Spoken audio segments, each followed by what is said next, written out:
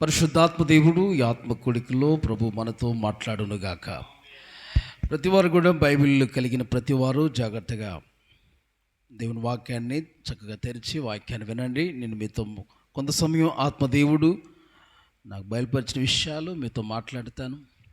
పరిశుద్ధాత్మ దేవుని యొక్క సాదృశ్యాలు గురించి మనం వింటూ ఉన్నాం. పరిశుద్ధాత్మ దేవుని యొక్క సాదృశ్యములు దేనికి పోల్చబడుతూ ఉన్నాడన్న విషయాలు గడిచిన కొన్ని వారాలుగా నేను మీతో పరిశుద్ధాత్మ కూటముల్లో మాట్లాడుతూ వస్తున్నాను. ఈ వారం కూడా మరొక విషయాన్ని నేను మీతో మాట్లాడాలని దేవుని ఆత్మ చేత ప్రేరేపించబడ్డాను. పరిశుద్ధాత్ముడు ఏమై ఉన్నాడు, దేనికి పోల్చబడుతున్నాడంటే ఈరోజు పాఠంగా పరిశుద్ధాత్మ దేవుడు అగ్నికి పోల్చబడుతున్నాడు. హల్లెలూయా చెప్పండి. అగ్నికి. అంతకుముందు దినాల్లో పరిశుద్ధాత్ముడు గాలికి పోల్చబడుతున్నాడని, తర్వాత పరిశుద్ధాత్మ దేవుడు వర్షానికి పోల్చబడుతున్నాడని, పరిశుద్ధాత్మ దేవుడు నీళ్లకు లేదా నదికి పోల్చబడుతున్నాడని నేను మీతో మాట్లాడాను. ఈ వారం పరిశుద్ధాత్మ దేవుడు అగ్నికి పోల్చబడుతూ ఉన్నాడు. హల్లెలూయా. ఈరోజు మీతో శ్రేష్టమైన చాలా ప్రాముఖ్యమైన విషయాలు మాట్లాడతాను. చూడండి, ఏ విధంగా అగ్నికి పరిశుద్ధాత్మ దేవుడు పోల్చబడుతున్నాడంటే మీ అందరికీ తెలిసిందే. ఏమండి, పరిశుద్ధాత్మ దేవుడు పెంతెకొస్తు దినాన వారందరి మీదకి ఎలా దిగొచ్చారండి చెప్పండి. బలంగా వీచే గాలి వలె ఆయన పరిశుద్ధాత్ముడు ఆ యొక్క వారు కూడి ఉన్న మేడగదంతా నిండి ఉండటమే కాకుండా అక్కడ ఒక్కొక్కరి మీద అగ్ని నాలుకల్లాగా వారి మీదకి దిగొచ్చాడని మనం అపోస్తుల కార్యం చూస్తాం. ఒకసారి ఆ మాట చూద్దామా? ముందు కీ పాయింట్గా మనం అక్కడి నుంచి చూసుకొని ముందుకెళ్దాం. అపోస్తుల కార్యం 2వ అధ్యాయము చదవండి. మొదటి వచనం చదివితే మీకు అర్థమవుతుంది. లైక్ పెంతెకొస్తు పండుగ దినము వచ్చినప్పుడు అందరూ ఒక చోట కూడి ఉండిరి. అప్పుడు వేగముగా వీచు బలమైన గాలి వంటి ఒక దని ఆకాశం నుండి అకస్మాత్తుగా వారు కూర్చుండి ఉన్న ఇల్లంతయు నిండెను. మరియు అగ్ని జ్వాలల వంటి నాలుకలు అగ్ని జ్వాలల వంటి నాలుకలు విభాగింపబడినట్లుగా వారికి కనబడి వారిలో ఒక్కొక్కని మీద వ్రాలగా. ఎలా చూడండి, ఎలా వ్రాలిందట పరిశుద్ధాత్మ. చూడండి, బాప్తిసం పొందిన ప్రతి వారికి దేవుడు పరిశుద్ధాత్మనిస్తారు. హల్లెలూయా. బాప్తిసం పొందిన ప్రతి వారు పరిశుద్ధాత్మనే వరాన్ని పొందుకోవాలని ప్రభు రాసుంచాడు. అంటే పరిశుద్ధాత్మ లేని వారికి కూడా ఆశ కలిగి అడిగితే కొంతమంది మీదకి ఆత్మ బాప్తిసం లేని వారి మీద కూడా వచ్చిన సందర్భాలు బైబిల్లో ఉన్నాయి. దేవుడికి ఇష్టమైతే చిన్న పిల్లల మీద కూడా ఆత్మను కుమ్మరిస్తాడు ఆయన. హల్లెలూయా. కాబట్టి ప్రియులారా, బైబిల్లో ఒక క్రమం ఏంటంటే ఇక్కడ రాయబడి ఉంది, పరిశుద్ధాత్మ అనే వరాన్ని ఎవరు పొందుకుంటారు అని మనం చూడగలిగితే, పరిశుద్ధాత్మ అనే వరాన్ని ఎవరు పొందుకుంటారంటే బాప్తిసం పొందిన వారు పరిశుద్ధాత్మ వరం పొందుకుంటారంట. హల్లెలూయా. మనం పక్కన ఆ యొక్క 2వ అధ్యాయంలోనే మనం చదివిన 2వ అధ్యాయంలోనే పక్క వచనంలో మనం చూస్తాం. ఒకవేళ చదివితే ఆ మాట చదవండి. 38వ వచనం. ఎవరి మీదకి పరిశుద్ధాత్మ వచ్చింది? పరిశుద్ధాత్మ అగ్ని వారి మీదకి దిగి వచ్చిందంటే పేతురు మీరు మారు మనసు పొందిన వారి మీదకి పరిశుద్ధాత్మ అగ్ని దిగొచ్చింది. పరిశుద్ధాత్ముడు దిగొస్తాడు. పాపక్షమాపణ నిమిత్తము ప్రతివాడు యేసుక్రీస్తు నామమున బాప్తిసం పొందుడి. బాప్తిసం పొందిన ప్రతి వారి మీదకి పరిశుద్ధాత్ముడు దిగి వస్తాడు. అప్పుడు మీరు పరిశుద్ధాత్మను వరమును పొందుతారు. మీరు పరిశుద్ధాత్మను వరం పొందుకుంటారు. హల్లెలూయా. మరి ఇంతేకాదు, ఇక్కడ వీరు పరిశుద్ధాత్మ కొరకు 2వ అధ్యాయంలో వాళ్ళు కనిపెట్టుకుంటూ ఉన్నారు మేడగదిలో. వాళ్ళ మీదకి దేవుడు పరిశుద్ధాత్ముడు దిగొచ్చాడు. కనిపెట్టుకొని ఉండాలి దేవుని ఆత్మ కోసం. దేనికోసం కనిపెట్టుకోవాలి చెప్పాలి మీరు? ఇదేం కూటం? పరిశుద్ధాత్మ కనిపెట్టుకొని పొందుకునే కూటం. ప్రైజ్ ది లార్డ్ చెప్పండి అందరూ. పరిశుద్ధాత్మని కనిపెట్టుకొని పొందుకున్న వాళ్ళు కూడా మరలా పొందుకొని నూతన అభిషేకం పొందుకొని నూతన శక్తిని పొందుకొని, నేను ఒకసారి పొందుకున్నా అయిపోయిందని అనుకుంటే కాదు. దేవుని ఆత్మతో నింపబడుతూ నూతన అభిషేకంతో నూతన తైలంతో మనం నూతన శక్తితో నింపబడుతూనే ఉండాలి. హల్లెలూయా. ప్రతిరోజు నింపబడాలి, ప్రతి వారం నింపబడాలి. హల్లెలూయా. కాబట్టి ఇక్కడ అగ్ని జ్వాలల వలె పరిశుద్ధాత్ముడు వాళ్ళ మీదకి వ్రాలాడంట. వచ్చి అగ్ని జ్వాల వచ్చి వాళ్ళ మీద వ్రాలిందట. అందుకని పరిశుద్ధాత్ముడు దేనికి పోల్చబడుతున్నాడు చెప్పండి? అగ్నికి. చెప్పండి, అగ్నికి. అగ్నికి పోల్చబడుతున్నాడు పరిశుద్ధాత్మదేవుడు మనం చూస్తున్నాం. ఏమండి, అందుకనే బైబిల్లో తెస్సలోనిక పత్రికలు అంటాడు, తెస్సలోనిక పత్రికలో ఆత్మను ఆర్పకుడి అన్నాడు. ఏమన్నాడండి? ఆత్మను, మొదటి తెస్సలోనిక పత్రిక 5వ అధ్యాయము 19వ వచనం. మొదటి తెస్సలోనిక పత్రిక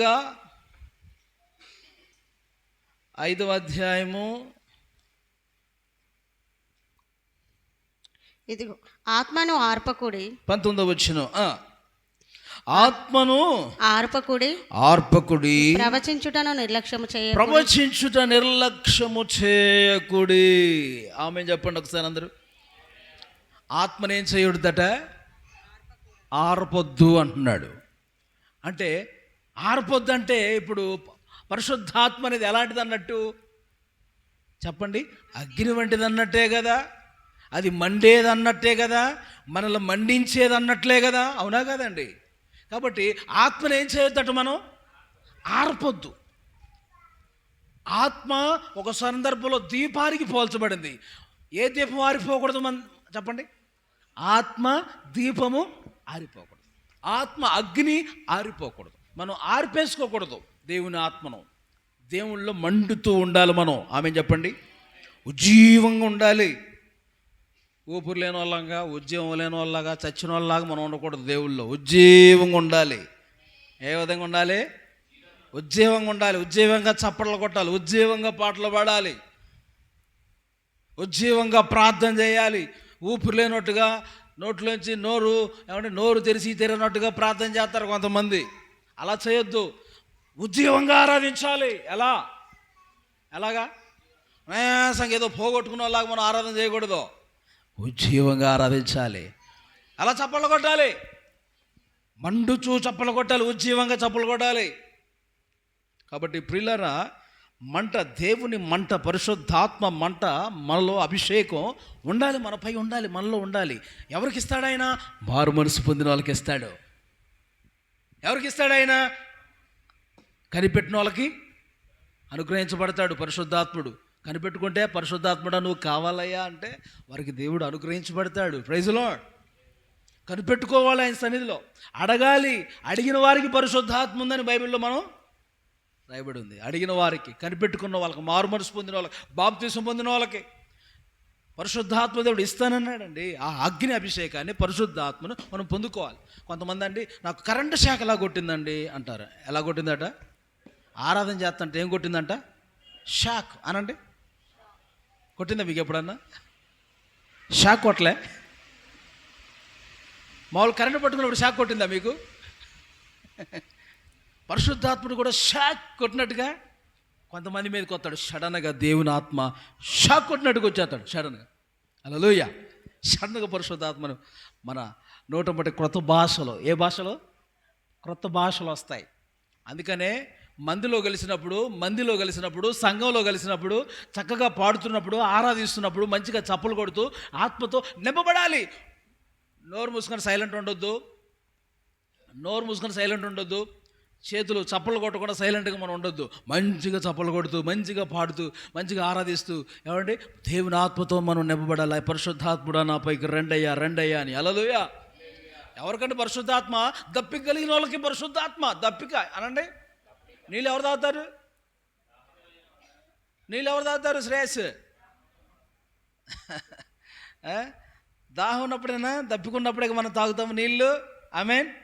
డాడీ నాకు నీళ్ళు కావాలి. నాకు ఏం కావాలి? నీళ్ళు కావాలి. ఎందుకు నీళ్ళు కావాలని అడుగుతారు? దప్పికుంది కాబట్టి, దాహం ఉంది కాబట్టి. అలానే దేని మీద దాహం ఉండాలి? పరిశుద్ధాత్మ మీద మనకేముండాలి? పరిశుద్ధాత్మ మీద దప్పిక, లేక ఆశ అని కూడా చెప్పుకోవచ్చు. ఆశ, దప్పిక మనం కలిగి ఉంటే, మనం పరిశుద్ధాత్మ పొందుకోవాలని ఆశ మనలో ఉంటే, ఆ దప్పికుంటే, ఆ తప్పనుంటే దేవుడు తప్పకుండా. బైబిల్లో ఏలియా మీద ఉన్న ఆత్మ 2 అంతలు కావాలని ఆశపడ్డాడు. ఎవరు? ఎలీషా. అవునా? ఏలియా మీద ఉన్న ఆత్మ నా పైన 2 అంతలు కావాలని చెప్పేసి అని ఆశపడి ఏం చేశాడు? విడవకుండా ఏలియాని వెంబడించాడంట. ఆ ఆశ ఏం చేసింది చెప్పండి? ఆ దప్పిక, ఆ తపన ఏం చేసింది? ఆయనకి 2 అంతల అభిషేకాన్ని ఇచ్చింది. Praise lord. అదండి నీకు పొందుకోవాలనే ఆశ, తపన కలిగి నువ్వు మంచిగా దేవుణ్ణి ఆరాధిస్తూ చప్పలు కొడుతూ దేవుని స్తుతించినప్పుడే ఆత్మ నీ మీదకి వచ్చింది, నువ్వు నింపబడతావు. నువ్వు ఎప్పుడో క్రీస్తు పూర్వం ఎప్పుడో పొందుకున్నావు ఆత్మ, ఇంకా మళ్ళీ నీకు ఆత్మ లేదు. ఇంకా మంచిగా చప్పలు కొడుతూ పరిశుద్ధాత్మని గణపరుస్తూ మనం ఆయన ఆహ్వానించాలి. నోరు బాగా తెరిచి ఆత్మ లేని వారు స్తోత్రం స్తోత్రం స్తోత్రం హల్లెలూయా హల్లెలూయా హల్లెలూయా హల్లెలూయా అంటూ స్తుతిస్తూ పరిశుద్ధాత్ముడా రండి రండి రండి రండి రండి నాయనా అని ఆ పరిశుద్ధాత్మని ఆహ్వానిస్తూ గట్టిగా చప్పలు కొడుతూ లీనమైపోవాలి. ఇంకా ఇక్కడికి వచ్చి కూడా నువ్వు ఇంటి దగ్గర భూపాలపల్లి అన్ని తిరిగి వస్తుంది మైండ్ అంతా. కొంతమంది మైండ్ ఇక్కడ బాడీ ఇక్కడే ఉంటుంది కానీ, చెప్పండి, బాడీ ఇక్కడే ఉంటుంది కానీ మైండ్ ప్రజెంట్ అయ్యారు. బాడీ ప్రజెంట్ అయింది, మైండ్ ఆబ్సెంట్ అయిపోయి ఏమైంది, రౌండ్ లేస్తూ ఉంటుంది. ఎక్కడికి? ఇంటి దగ్గర తలుపేసి వచ్చానా లేదా, ఈరోజు మటన్ వండాం, బీరువా తాళం వేయలేదే, రకరకాల ఆలోచనలు అండి. ఎవడు వస్తానన్నాడు, పలానా వస్తానంది ఇంటికి, ఇవన్నీ సోదంత కాదు. మనం పూర్తిగా మర్చిపోయి దేవుని సన్నిధిలోనే లీనమై దేవుని స్తుతించాలి. ఉన్న గంట అయినా సరే, హల్లెలూయా, ఉన్న గంట 2 గంటలైనా మనం లీనమై ప్రభుని మనసారా స్తుతించాలి. వెళ్ళిన తర్వాత ఆ పనులు ఏ అయినా సరే. అందుకనే మీరు ముందే అన్ని జాగ్రత్త పడి సిద్ధపరచుకొని రావాలి. హల్లెలూయా, అది ముందే సిద్ధపడి రావాలి. ఓకే, ఇప్పుడు ఇలా గమనించండి, ఇలా పరిశుద్ధాత్మ అగ్నికి పోల్చబడుతూ ఉంది. బైబిల్లో ఏలియాని అగ్ని రథాలు వచ్చి తీసుకెళ్ళిపోయినాయి అంట. Praise the lord. ఏమొచ్చి? అగ్ని రథాలు వచ్చి ఏలియాని తీసుకెళ్ళిపోయినాయి. Praise the lord.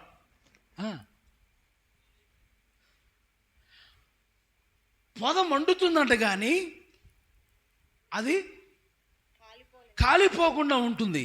ఏంటి ఆ పొద?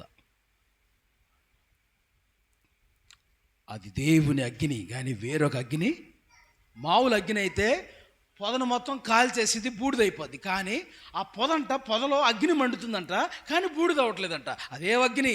మోషే చూసి ఆశ్చర్యపోతున్నాడు. ఏంటి అగ్ని అంటే దాంట్లోంచి దేవుడు మాట్లాడుతున్నాడు, మోషే మోషే అని. హల్లెలూయా, నువ్వు సేవించుచున్న యెహోవాను, అబ్రహాము ఇస్సాకు యాకోబుల దేవుడు నేను, హల్లెలూయా అని మోషేతో మాట్లాడాడు. ఇదిగో నా ప్రజలైన ఇశ్రాయేలీలు ఆ ఐగుప్తు దేశంలో నశించిపోతున్నారు. ఫరో బానిసత్వం చేత బాగా నిష్ఠూర పెడుతున్నాడు ఆయన. వాళ్ళ చేతుల్లోంచి నువ్వు విడిపించి నేను చూపించే కనాను దేశానికి నువ్వు తీసుకెళ్ళాలి అని చెప్పి మోషేతో ఆ పొదలో నుండి, మండుతున్న ఆ పొదలో నుండి మాట్లాడాడు. ఆమేన్. మండుతుంది పొద, ఆరిపోట్ల, ఎంతసేపు అయినా ఆరిపోట్ల.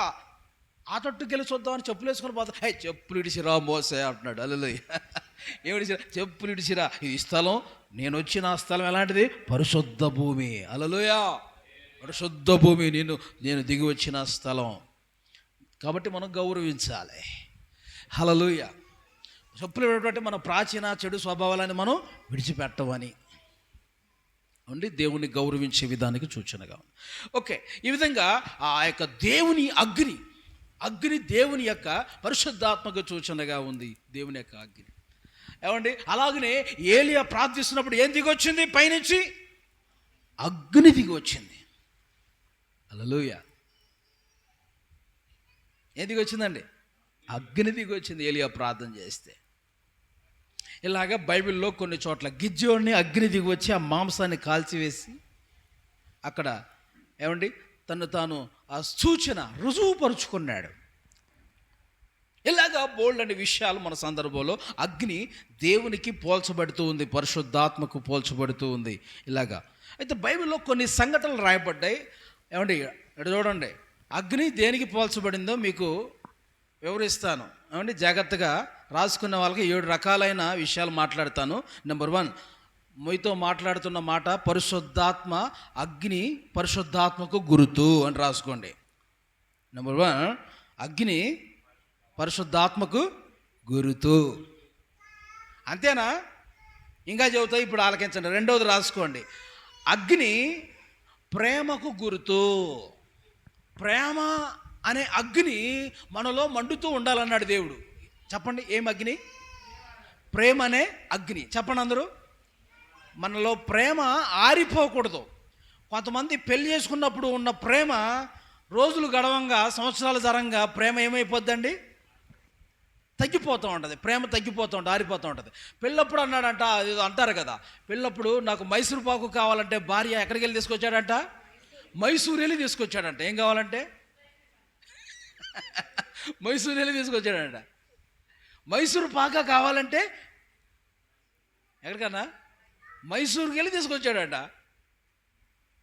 ఇప్పుడు కొన్ని సంవత్సరాలు జరిగిన తర్వాత నాకు మైసూరు పాకు కావాలంటే ఏమన్నాడు తన భార్యతో?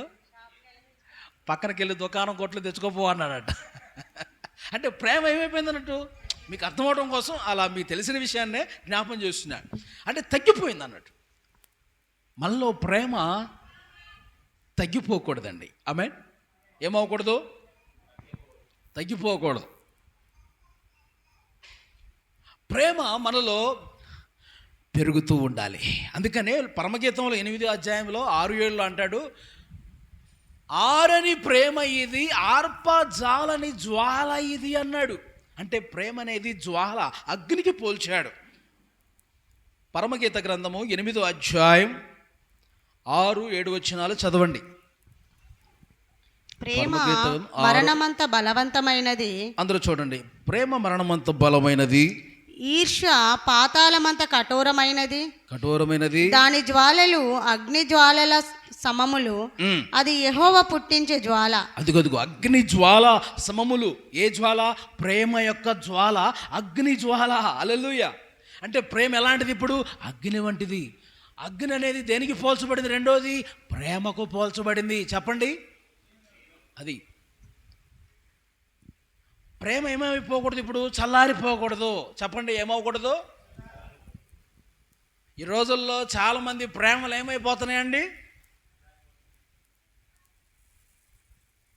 డబ్బు ఉన్నంత వరకే. డబ్బు లేకపోతే ఏమైపోతాయి? ప్రేమలు చల్లారిపోతాయి, దూరం అయిపోతారు. చుట్టాలు కూడా దూరం అయిపోతారు. కానీ దేవుని బిడ్డలు అలాగ ప్రేమించకూడదు. డబ్బున్న వాళ్ళని ప్రేమించడం, డబ్బు లేని వాళ్ళని ద్వేషించడం, అలా దేవుని బిడ్డల లక్షణం అది కాదు. ఎందుకంటే యేసయ్య లక్షణం డబ్బున్న వాళ్ళనే ప్రేమించడం. ఆయన అందరినీ ప్రేమిస్తాడు. Praise the lord. ఆమేన్. అది ఎవరి స్వభావం? అది యేసయ్య స్వభావం ఎలాంటి చెప్పండి? అందరినీ ప్రేమిస్తాడు సమానంగా. చెప్పండి, అందరినీ ప్రేమిస్తాడు సమానంగా. మనం డబ్బున్న వాళ్ళనే ప్రేమించడం కాదు, డబ్బు లేని వాళ్ళతో మనం ద్వేషంగా పగ్గా మనం ఉండటం కాదండి. Praise the lord. ప్రియులారా, ప్రేమలో చల్లారిపోకూడదు. ఈ చివరి దినాల్లో ప్రేమలు చల్లారిపోతున్నాయి. భార్య భర్తలు ప్రేమలు చల్లారిపోతున్నాయి. ఏమండి, తల్లిదండ్రుల ప్రేమలు, అత్త కోడళ్ళ ఎడల ప్రేమలు,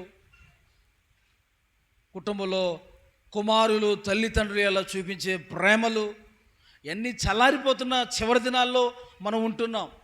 ప్రభు రాకడ దినాల్లో ప్రేమలు చల్లారిపోతాయంట చాలామందిలో. జాగ్రత్త. మరి ఎందుకు దేవుడు రాసుంచాడంటే మీలో ప్రేమలు చల్లారిపోవాలని రాశాడు ఆ దేవుడు.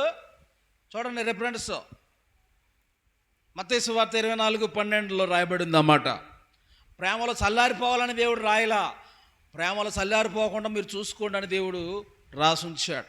అక్రమము విస్తరించుట చేత, మత్తయి సువార్త 24:12 మనం చూస్తున్నాం. అక్రమ విస్తరించుట చేత అనేకుల ప్రేమ చల్లారును. అనేకుల్లో ప్రేమ చల్లారును. ఏమైందంట? ప్రేమ చల్లారిద్దట. ప్రేమలు చల్లారిపోకూడదండి, ప్రేమలు తగ్గిపోకూడదండి. హల్లెలూయా. ఏ ప్రేమ? క్రీస్తు యేసు యొక్క ప్రేమ మనం కలిగి ఉందముగాక. అగాపే అనేటువంటి క్రీస్తు యేసు యొక్క ప్రేమ, లోపము లేని ప్రేమ, స్వార్థం లేని ప్రేమ. ఈ లోక ప్రేమ నిన్ను వాడుకొని వదిలేసిద్ది. చెప్పండి, ఈ లోక ప్రేమ నిన్నేం చేస్తుంది? వాడుకొని వదిలేస్తుంది. యేసు ప్రేమ నిన్ను వాడుకొని వదిలేసేది కాదు, జీవితకాలం నీతోనే ఉండే ప్రేమ, నీకోసం ప్రాణమైనా పెట్టే ప్రేమ యేసు ప్రేమ. హల్లెలూయా. ఆయన ప్రేమించినంతగా ఈ లోకంలో ఎవ్వరు మనల్ని ప్రేమించలేదు, ప్రేమించరు కూడా. మనుషుల ప్రేమ కొంచెం దానికి కూడా లంచం దానికి కూడా లంచం ఉందండి. కాబట్టి ఈ లోక ప్రేమల్లో పడిపోకండి, లొంగిపోకండి. దేవుణ్ణి ప్రేమించేవాడు లోకాన్ని ప్రేమించకూడదు. లోకం ప్రేమించేవాడు దేవుణ్ణి ప్రేమించలేడు. ఆమెను అంటున్నారా? మీరు ఆమెను చెప్పండి, అంతేనా? ఈ లోకాన్ని ప్రేమించేవారు దేవుణ్ణి ప్రేమించలేరండి. ఈ లోకం, లోక ఆశలు, లోక కార్యాలన్నీ వద్దనుకున్న వాళ్ళే దేవుణ్ణి ప్రేమించగలరు, దేవుడికి దగ్గరగా మారగలరు. Praise the lord. లోకానికి దూరంగా దేవునికి దగ్గరగా అనండి. సైతానికి దూరంగా దేవునికి దగ్గరగా ఉన్నట్టు అన్నమాట. లోకానికి దూరంగా ఉంటే ఎవరికి దగ్గర అవుతున్నాం? లోకానికి దగ్గర అవుతుంటే ఎవరికి దూరం అవుతున్నావు? దేవునికి దూరం అవుతున్నావు, మందిరానికి దూరం అవుతున్నావు, సైతానికి సుట్టం అవుతున్నావు. సైతానికి సుట్టం అవుతున్నావు. ఆమేన్. జాగ్రత్త పడదామా? ప్రేమ అనే అగ్ని మనం కలిగి ఉందము గాక. ఏమండి?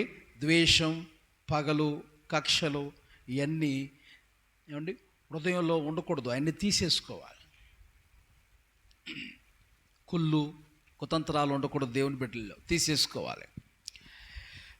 ప్రేమ అనే అగ్ని మండుతూ ఉండాలి, అది ఆరిపోకుండా చల్లారిపోకుండా చూసుకోలేనాడు. నెంబర్ 3, అగ్ని మరొకటి మూడవదిగా దేనికి పోల్చబడింది అంటే అగ్ని వాక్యానికి పోల్చబడింది. రాసుకోగలిగిన వారు రాసుకోండి, రాసుకోగలిగిన వాళ్ళు రాసుకోండి. అగ్ని వాక్యానికి గుర్తు. ఇర్మియా గ్రంథం 5:14. ఇర్మియా గ్రంథము 5వ అధ్యాయము 14వ వాక్యాన్ని చదవండి.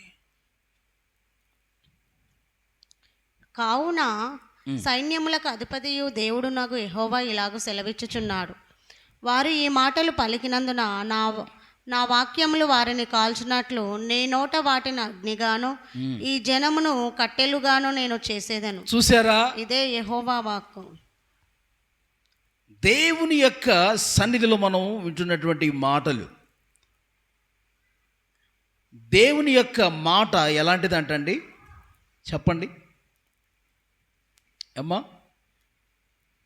నా వాక్యములు ఏం చేస్తాయంటే వారిని కాలుస్తాయి, నీ నోట వాటిని అగ్నిగా ఉంచుతాను అంటున్నాడు. అంటే దేవుని వాక్యం అనేది అగ్నిగా. ఈ జనాలు ఎలాంటిగా ఉంచుతాడంట? కట్టెలుగా. హల్లెలూయా. దేవుని మాట ఏమో అగ్ని, మనుషులేమో కట్టెలు. కఠినమైన మనల్ని ఆ పరిశుద్ధాత్మ దేవుని యొక్క అగ్ని, వాక్యపు అగ్ని, ప్రేమ అగ్ని చేత మనం ఏం చేయబడాలి? కాల్చబడుతూ ఉండాలి. దేవునికి స్తోత్రం. కాల్చబడుతూ ఉండాలి. ఏమండి? ఆదివారం చర్చికి రాకుండా నువ్వు ఇంట్లో కూర్చుంటే, ఆదివారం చర్చికి రాకుండా నువ్వు నీ ఫ్రెండ్స్తో తిరుగుతూ ఉంటే, ఏమండి దూరంగా ఉంటే, కట్టెల్లో దేవుని సన్నిధిలోకి చేర్చబడిన వాళ్ళందరూ మండుతూ ఉంటాయి, కట్టెలు మండుతూ ఉంటాయి దేవుని సన్నిధిలో. బయట ఉన్న కట్టెలు ఏమైపోతాయి చెప్పండి? అగ్గిలోంచి తీసిన ఒక కట్టె ఏమైపోద్దండి చెప్పండి? మండిద్దా?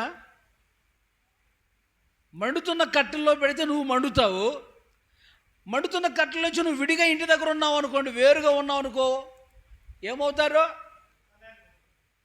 ఆరిపోద్ది కదా, మంట ఆరిపోయి ఏమైపోద్ది? బొగ్గు అయిపోద్ది. బొగ్గు అయిపోద్ది, దేనికి ఉపయోగం ఉంది ఇంకా. కాబట్టి ప్రియులారా గమనించండి. కాబట్టి మనం ఆరిపోకుండా మనం ఉండాలంటే ఏం చేయాలి చెప్పండి? సంఘ సహవాసములో పాలు పొంది సన్నిధిలో ఏం చేయాలి? దేవుని వాక్యాన్ని వింటూ మన ఆత్మలను మండించుకోవాలి. ఆమేనండి గట్టిగా. అంతేనమ్మా? ఏం చేయాలి చెప్పండి? వాక్యాన్ని మనం మిస్ కాకుండా చూసుకోవాలి. హల్లెలూయా.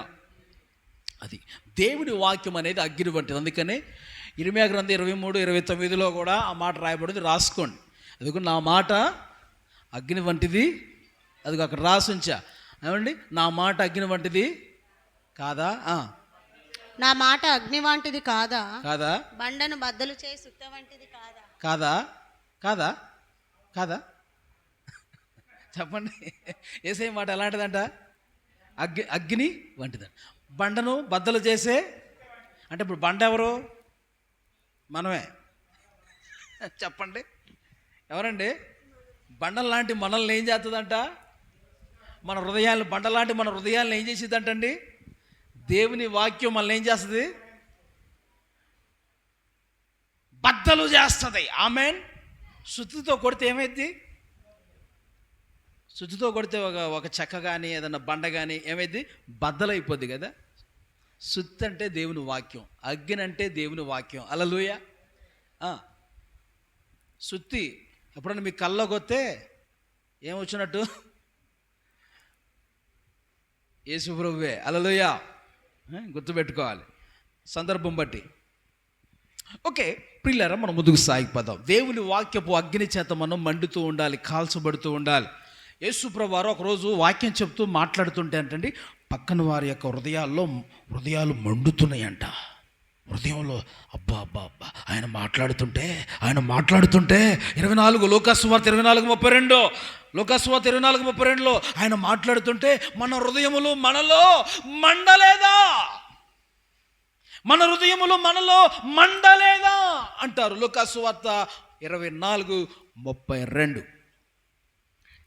అప్పుడు వారు ఆయన త్రోవలో మనతో మాట్లాడుచు లేఖనములను మనకు బోధపరుచున్నప్పుడు మన హృదయము మనలో మండుచుండలేదా? మన హృదయము మనలో మండుచు ఉండలేదా అని ఒకరితో ఒకడు చెప్పుకొనేరు. కాబట్టి చూడండి దేవుని బిడ్డలారా, దేవుని వాక్యం మనల్ని ఏం చేస్తుందండి? చెప్పండి. మన హృదయాల్ని మండిస్తుంది, మనల్ని మండిస్తుంది. హల్లెలూయా. చచ్చిపోయిన వాళ్ళలాగా ఉండకూడదు. మనం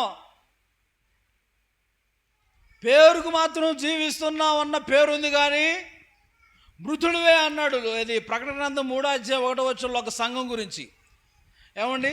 ఉంటే చల్లగానైనా ఉండు, ఉంటే ఎచ్చగానైనా ఉండు, నులివెచ్చనగా మాత్రం చెప్పండి. ఇప్పుడు నీళ్ళు కాగబెట్టుకున్నావు అనుకో, ఉంటే కాగబెట్టుకుంటే మంచిగా కొంచెం కాలిన తర్వాత మంచిగా పోసుకుంటే కాగబెట్టుకున్న తృప్తి ఉంటుంది. అలా పెట్టి అలా తీసేసాం అనుకోండి, ఉపయోగం ఏమనుందా? చల్లయన్న పోసుకో, వేడి అన్న పోసుకో, మధ్య రకంగా నులివెచ్చనుకుంటే ఉపయోగాలు. అలాగనే యేసుప్రభులో కూడా, యేసుప్రభులో దేవుల్లో కూడా నువ్వు నులివెచ్చనగా ఉండకూడదు. ఆమేన్. నులివెచ్చనగా ఉండకూడదు. నువ్వు యేసులు ప్రభువులోకి నువ్వు వచ్చావా? వస్తే ఆ ప్రభులో పరిపూర్ణంగా నువ్వు ఎదుగుతూ ఉండాలి. ఆమేన్. ఏమండి? ఇంకా మళ్ళా నాకు అవ్వ కావాలి, నాకు బొవ్వ కావాలి, నాకు లోకం కావాలి, లోకాశలు కావాలి, నాకు అన్నీ కావాలి, అందరు కావాలి, వాళ్ళతో పాటు ముచ్చట్లు కావాలి, ఏమండి వాళ్ళ విధానాలన్నీ అనుసరిస్తాను, నేను పాటిస్తానంటే కొందరు దేవుని కోసం కొన్ని త్యాగం మనం చేయాలి. ఆమేన్. మా వింటున్నారా బ్రదర్స్? దేవుడి కోసం మనం కొన్ని త్యాగం చేయలేవా? ప్రభు కోసం కొన్ని మనం విడిచిపెట్టగలగాలి.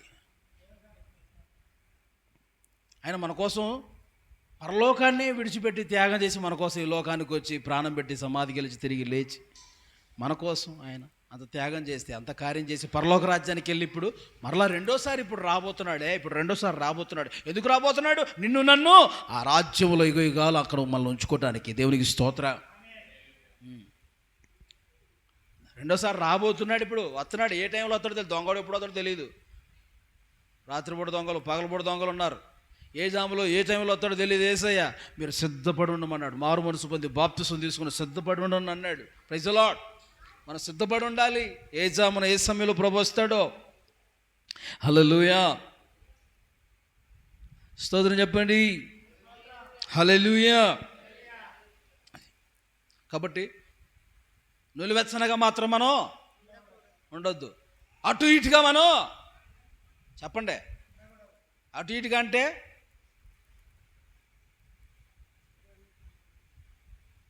లోకం కావాలి, దేవుడు కావాలి, నాకు సైతాన్ని కావాలి, యేసుప్రభు కూడా కావాలి అంటే కుదరదు. ఆమేన్. పూర్తిగా మనం ప్రభువులో నిలిచి ఉందముగాక. నీ ప్రాణం పోయేంత వరకు నువ్వు ప్రభువుతోనే జీవించదువుగాక. హల్లెలూయా.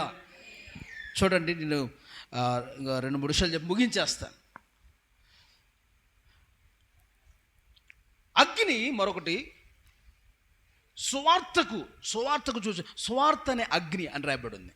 ఇర్మీయా గ్రంథం 20:9. నేను దేవుని మాటలు ఇతరులకి చెప్పకుండా ఉన్నానా? అవి నాలో మండుతూ ఉన్నాయి, నాలో నన్ను నిద్రపట్టనీయకుండా చేస్తున్నాయి అన్నట్లుగా ఆ భక్తుడు సువార్త విషయంలో ఎంత విధానం ఆయన పేరు నేను ఎత్తను. అసలు ఒకసారి ఆ మాట చూడండి, మీరు వింటే అద్భుతంగా ఉంటుంది. 20:9 చదవండి.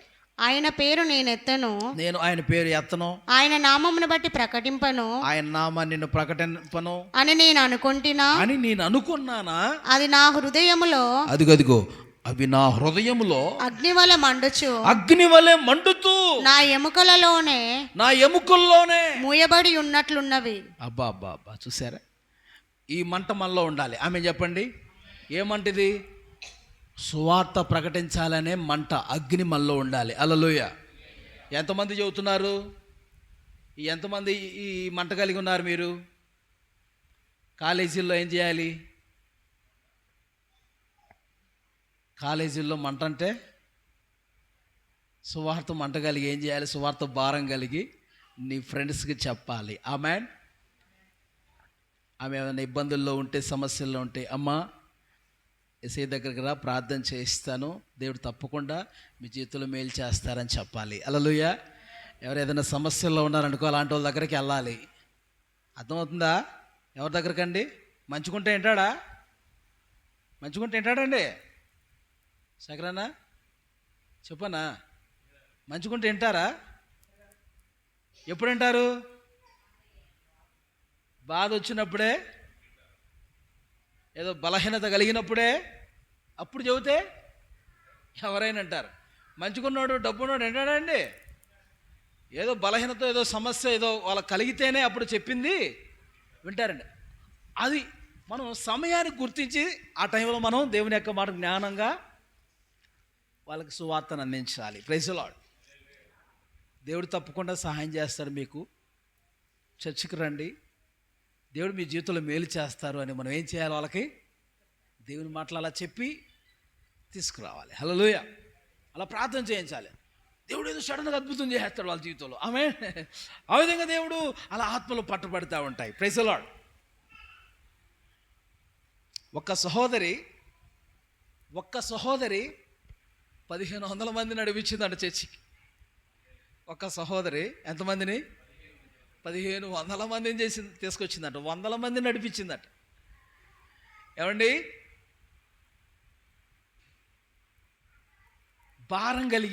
ఇటువంటి భారం కలిగి మనం ఉండవుగాక. ఏ భారం చెప్పండి? సువార్త యొక్క భారం. సువార్త భారం మనం కలిగి ఉండాలి. సువార్త అగ్ని మనలో ఏమవ్వాలి? మండుతూ ఉండాలి. దేవునికి స్తోత్రం కలుగునుగాక. హల్లెలూయా. నేను సువార్త ప్రకటించకుండా ఉంటున్నా, నాలో అవి బైబిల్లో కొరింథీ పత్రికలో అంటాడు, సువార్త ప్రకటించవలసిన భారం నా మీద మోపబడి ఉన్నదని పౌలు గారు అంటాడు. చూస్తారా?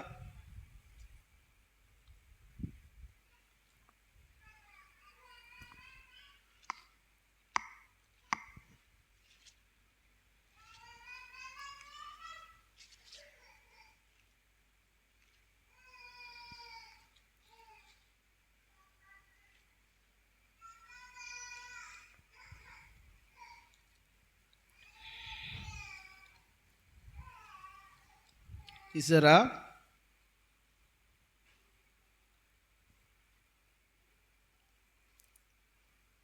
సువార్త భారం అండి. సువార్త భారం మనలో రగులుతూ ఉండాలి. 9వ అధ్యాయంలో మాట రాయబడి ఉంది. 1 కొరింథీ పత్రిక 9వ అధ్యాయం 16వ వచనం. నేను సువార్తను ప్రకటించుచున్నాను, నాకు అతిశయ కారణము నాకు లేదు. అతిశయ కారణము లేదు. సువార్తను ప్రకటింపవలసిన భారము సువార్త ప్రకటింపవలసిన భారము నా మీద మోపబడి నా ఉన్నది. మీద మోపబడి ఉన్నది. అయ్యో అయ్యో నేను సువార్తను ప్రకటింపకపోయిన ఎడల అయ్యో నేను సువార్తను ప్రకటింపకపోయిన యెడల నాకు శ్రమ. నాకు శ్రమ. చూసారా అండి, ఇలాంటి భారం మనం కలిగి ఉండాలి. హల్లెలూయా. అది నెక్స్ట్ చూడండి, అగ్ని మరొకటి దేనికి పోల్చబడిందంటే అండి, ప్రార్థన అనుభవానికి పోల్చబడింది. ప్రార్థించుచుండగా మోషే ముఖము మండిందట. జాగ్రత్తగా ఆలకించండి, మోషే ముఖము మండిందంట. ప్రార్థన అగ్ని మనం కలిగి ఉండాలి. అగ్ని, ప్రార్థన అగ్ని. మనం ప్రార్థిస్తే పక్కన వాళ్ళు మండుతూ ఉండాలి. హల్లెలూయా. నువ్వు ప్రార్థన చేస్తుంటే పక్కన వాళ్ళు కూడా ప్రార్థన చేయాలి. అలా ఉండాలి నీ ప్రార్థన అంటే. హల్లెలూయా. నువ్వు ప్రార్థన చేస్తున్నావు, భార్య ప్రార్థన చేస్తున్నావు, భర్త ప్రార్థన చేయాలి. భర్త ప్రార్థన చేస్తున్నావు, భార్య మోకాలేసి ప్రార్థన చేయాలి. నువ్వు పక్కన వాక్యం చదువుతున్నావు అనుకో, పక్కన వాళ్ళు కూడా వాక్యం తీసి చదివేలాగా చేయాలి. హల్లెలూయా. నీలో ఉన్నది వాళ్ళకి అంటుకోవాలి. హల్లెలూయా. అది అలా ఉండాలి. ఒక ఇంట్లో ప్రార్థన చేస్తుంటేనంట, పక్కన వాళ్ళ ఇంట్లో వాళ్ళకి నిద్ర పట్టట్లేదంట. వాళ్ళల్లో దెయ్యం ఏం చేస్తాం చెప్పండి, అలా క్రియ చేస్తాం. అమ్మో ఆ ప్రార్థన ఆపమని చెప్పండి, ప్రార్థన ఆపమని చెప్పండి అని.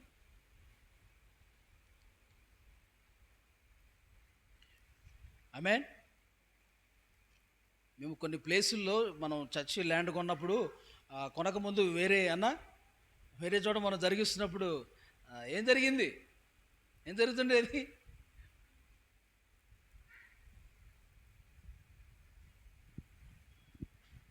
ప్రియులారా, కాబట్టి మనం ప్రార్థన చేస్తుంటే మన ప్రార్థన పవర్, ప్రార్థన శక్తి పక్కన వాళ్ళు తాకాలి. దేవునికి స్తోత్రం. పక్కన వాళ్ళు తాకాలి. ఆ ప్రార్థన మంట, ఆజ్ఞ మనం కలిగి ఉందుముగాక. నిర్గమాకాండం 34:35లో, నిర్గమాకాండం 34:35లో మోషే ప్రార్థన చేస్తున్నప్పుడంట అతని యొక్క ముఖము ప్రకాశించిందటండి. ఆ దేవుని యొక్క మంట కలిగి ఉన్నటువంటి వ్యక్తిగా అతను ఉన్నాడు. జనాలు చూడలేకపోతుంటే ముసుగేసుకున్నాడంట. ఇంకా ఒక క్లాత్ అలా వేసుకున్నాడంట, జనాలు చూడలేకపోతుంటే. ఎందుకు అలా జరిగిందంటే, ఉపవాసంలో ఉండి ప్రార్థన చేసి కిందకు వస్తుంటే అతని ముఖం ఏమవుతుంది చెప్పండి? అతని ముఖం ఏమవుతుందండి? ప్రకాశిస్తుంది. దేవుని యొక్క అగ్ని చేత మోషే ముఖ చర్మము ప్రకాశింపగా, ఆయన ముఖ చర్మము ప్రకాశింపగా ఇశ్రాయేలీలు మోషే ముఖమును చూచిరి. మోషే ఆయనతో మాటలాడుటకు లోపలికి వెళ్ళు వరకు తన ముఖము మీద ముసుగు వేసుకొనెను. చూసారా, ఇదే మాట కొరింథీ పత్రిక 3వ అధ్యాయంలో కూడా ఉంటుంది. కాబట్టి ప్రియులు గమనించండి, ఈ యొక్క ప్రార్థన అనేటువంటి ఆ యొక్క అగ్ని, ఆ మంట మనం కలిగి ఉండాలి. ప్రార్థన మంట మనం కలిగి ఉండాలి. హల్లెలూయా. ప్రార్థన మంట మనలో కలిగి ఉండాలి. ఆ మంట నిత్యం మనలో మండుతూ ఉండాలి. హల్లెలూయా. ప్రార్థన మంట. ఏ మంట? పరిశుద్ధాత్మ మంట, ప్రేమ మంట, వాక్యపు మంట, అగ్ని, సువార్త అగ్ని, ప్రార్థన అగ్ని మనలో మండుతూ ఉండాలి. Praise the lord. అందుకని బలిపీఠం మీద అగ్ని ఏమవ్వాలంటే నిత్యము మండుతూ ఉండాలి అని రేపటిది. బలిపీఠం మీద అగ్ని నిత్యం మండుతూ ఉండాలి. బలిపీఠం అంటే మన హృదయం, మన ఆత్మ నిత్యం మండుతూ ఉండాలి. దేవునికి స్తోత్రం కలుగునుగాక. ప్రార్థన అగ్ని, ప్రార్థన మంట కలుగుందముగాక. హెజ్కేల్ చూడండి 36వ అధ్యాయం 5వ వచనంలో ఒక రాయబడిన ఒక మాట, ఆరో మాట, రోషాగ్ని మనం కలిగి ఉండాలంట. రోషాగ్ని. నేను ముగించబోతున్నాను చివరి మాటలో. 36వ అధ్యాయం 5వ వచనంలో రోషాగ్ని మనం కలిగి ఉండాలంట. రోషాగ్ని. త్వరగా చదవండి. ప్రభు అయిన యెహోవా సెలవిచ్చినది ఏమనగా, సంతుష్ట హృదులై నా దేశమును హీనముగా చూచి దోపుడు సొమ్ముగా ఉండుటకై తమకు అది స్వాస్యమని దాని స్వాధీనపరచుకొనిన ఎదోమీయులను అందరిని బట్టి శేషించిన అన్యజనులన్నిని బట్టి నా రోషాగ్నితో యథార్థముగా మాట్లాడుచున్నాను. ఆ మాట కావాలి మనం. రోషాగ్నితో. యథార్థముగా మాట. ఏ అగ్ని చెప్పండి అందరూ? ఏ అగ్ని? ఏముండాలి మనలో? పిచ్చి రోషాలు కాదు మనలో ఉండాల్సింది. పిచ్చి రోషాలు కాదు. దేవునిలో మనకు ఉండవలసిన రోషం. ఆమె భక్తి విషయంలో మనకు ఉండాల్సిన రోషం. కానీ ఇతరుల విషయాల్లో మనకు రోషాలు కాదు, కొట్టే విషయాల్లో రోషాలు, గొడవలాడే విషయాల్లో రోషాలు కాదు మనకు ఉండాల్సింది. దేవుల్లో రోషం కలిగి మనం భక్తి చేయదుము గాక, రోషాగ్ని కలిగి ఉందము గాక, దేవుని కొరకు రోషంగా ప్రభు కొరకు నిలబడదుము గాక. హల్లెలూయా. కొండ మీదకి రండి,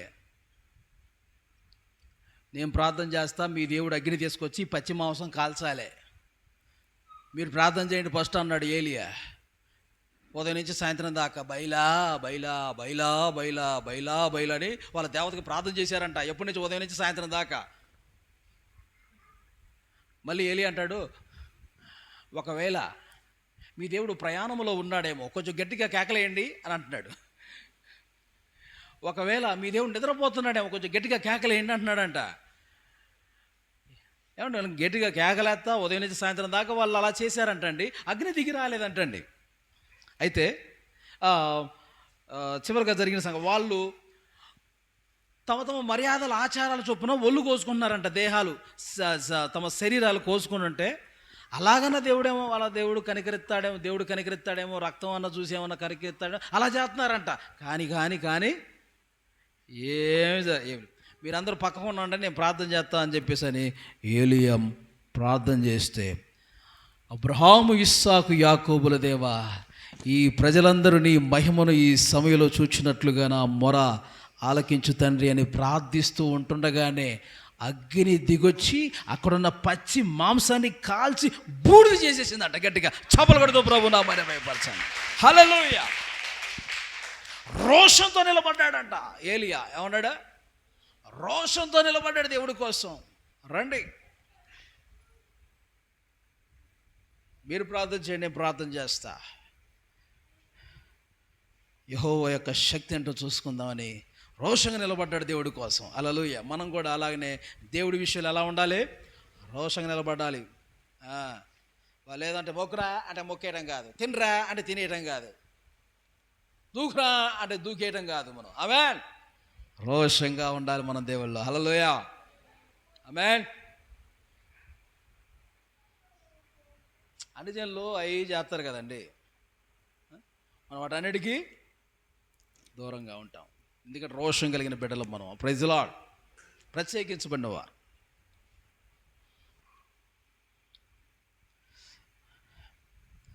ఆఖరి మాట, శ్రమలనే అగ్ని. 1 పేతురు 1:7 చదవండి. 1 పేతురు పత్రిక 1:7. శ్రమలనే అగ్ని మనం కలిగి ఉండాలి. నశించిపోవు సువర్ణము అగ్ని పరీక్ష వలన శుద్ధపరచబడుచున్నది కదా, దానికంటే అమూల్యమైన మీ విశ్వాసము ఈ శోధనల చేత పరీక్షకు నిలిచినదై యేసుక్రీస్తు ప్రత్యక్షమైనప్పుడు మీకు మెప్పును మహిమయు ఘనతయు కలుగుటకు కారణమగును. ఆమేన్. హల్లెలూయా. అగ్ని వంటి పరీక్షలు, శోధనలు మనకు ఎదురవుతాయి కొన్ని సందర్భాల్లో. కాబట్టి ప్రియులారా, ఆ శోధన సమయాల్లో, వేదన సమయాల్లో కూడా మనం దేవుడి కోసం రోషంగా నిలబడాలి. దేవునికి స్తోత్రం చెప్పండి. శ్రమలు, కష్టాలు, శోధనలు కూడా కొన్ని సందర్భాల్లో ఏమండి వస్తాయి, ఎదురవుతాయి. ఎవరి ద్వారా వస్తాయి? ఏ విధంగా వస్తాయి చెప్పనా? 1, నీ చుట్టుపక్కల వాళ్ళ ద్వారా వస్తాయి. 2, సైతాన్ ద్వారా వస్తాయి. 3, దేవుడు కూడా నువ్వు ఎలా నిలబడవా అని నిన్ను టెస్ట్ చేస్తాడు. ఏం చేస్తాడు? నువ్వు నిలబడవా అని ప్రభు టెస్ట్ చేస్తాడు, పరీక్ష. ప్రభు పరీక్షల్లో, పరిశోధనలో మనం ఏమవ్వాలి? పాస్ అవ్వాలి. అంతేకాదు, ఇరుగు పొరుగు వారి ద్వారా కూడా కొంత శోధన ఒక్కోసారి ఎదురవుతుంది. అప్పుడు కూడా నువ్వేమవ్వాలి? ప్రభు కోసం నువ్వు నిలబడాలి. హల్లెలూయా. సాతాను ద్వారా కూడా కొన్నిసార్లు కలుగుతుంది. అప్పుడు కూడా మనం ధైర్యంగా నిలబడి అన్నిటి జయిస్తే